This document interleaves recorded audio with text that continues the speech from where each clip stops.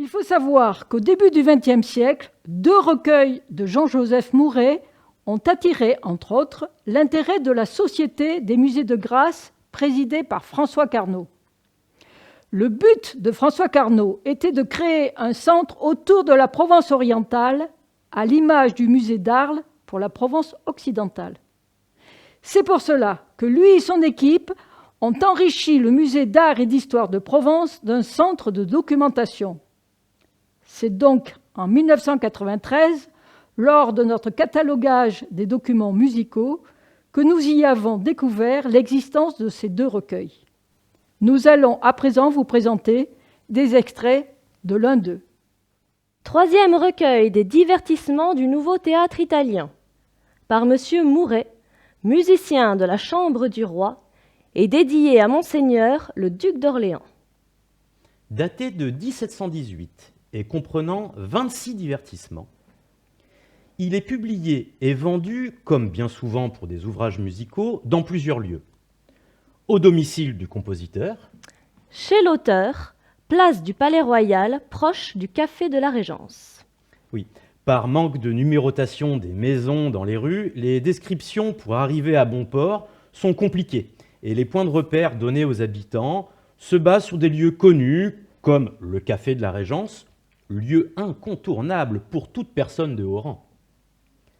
On peut aussi trouver cet ouvrage chez un marchand de musique reconnu, chez le sieur Boivin, rue Saint-Honoré à la Règle d'Or, et à la Comédie Italienne. Appelé aussi Théâtre Italien, théâtre qui, après des années d'interruption demandées par la Comédie Française, vient d'ouvrir à nouveau.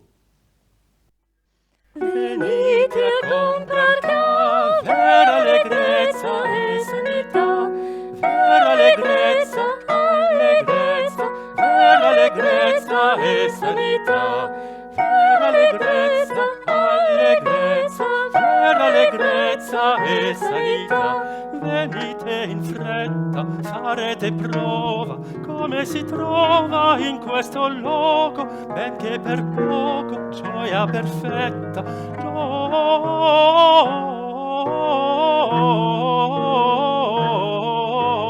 gioia perfetta. Venite a comprar qua, per allegrezza e sanità, per allegrezza, allegrezza, per allegrezza e sanità, per allegrezza, allegrezza, per allegrezza e sanità. Il faut savoir que ce théâtre italien est installé dans l'hôtel de Bourgogne, dont ne subsiste aujourd'hui que la partie médiévale, le reste ayant été détruit. Alors, maintenant, qu'allons-nous interpréter ? L'Arlequin somnambule, La fausse soubrette, le retour de la comédie française et celui des comédiens italiens, le besoin d'aimer, le faux scamandre, le jaloux, l'embarras des richesses, les anonymes. Le recueil comporte plus de 300 pages. Heureusement pour nous, l'éditeur a bien voulu établir une table des matières, dans laquelle on peut lire des airs à chanter, soit à une voix, soit à deux voix, soit une voix avec symphonie, c'est-à-dire accompagnement d'instruments, des airs italiens, des vaudevilles.